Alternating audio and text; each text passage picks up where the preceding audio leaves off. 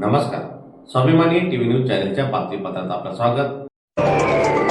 बलात्काराचा गुन्हा दाखल करण्याची धमकी देत व्यावसायिकांकडून 20 लाखाची खंडणी मागणाऱ्यांना पोलिसांनी ठोकल्या बेड्या. बलात्काराचा गुन्हा दाखल करण्याची खोटी धमकी देत व्यावसायिकांकडून तब्बल 20 लाखाची खंडणी मागणाऱ्या ब्लॅकमेलरला पोलिसांनी अटक केली आहे.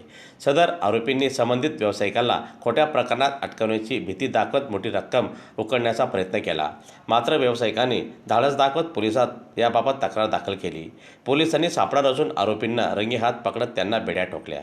या प्रकरणी पुढील तपास सुरू असून अशा प्रकारे ब्लॅकमेल करणाऱ्यांवर कठोर कारवाई केली जाईल असा इशारा पोलीस प्रशासनाने दिलेला असून या गुन्ह्यात सहभागी असलेल्या 2 महिला व 3 पुरुष अद्याप फरार असल्याची माहिती पोलीस प्रशासनातर्फे देण्यात आली.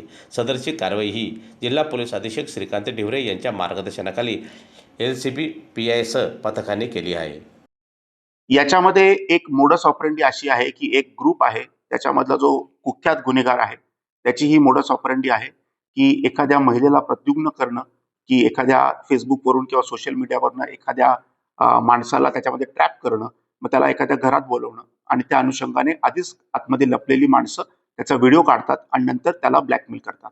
या प्रकरणामध्ये देखील एका महिलेला त्यांनी असंच त्याच्या गँगमध्ये समाविष्ट करून एका माणसाला XYZ माणसाला तिथे बोलवलं होतं आणि त्याच्या काही व्हिडिओज त्याच्यामध्ये त्यांनी शूट केले आणि सुरुवातीला त्यांनी 20 लाखाची खंडणी याच्यामध्ये सेक्सटॉर्शन मध्ये मागितली. सदर XYZ जो माणूस आहे तो आमच्याकडे आला आणि आम्ही त्याच्यामध्ये ट्रॅप लावून याच्यामध्ये 2 माणसं आणि ती महिला देखील यांना आम्ही अटक केलेली आहे.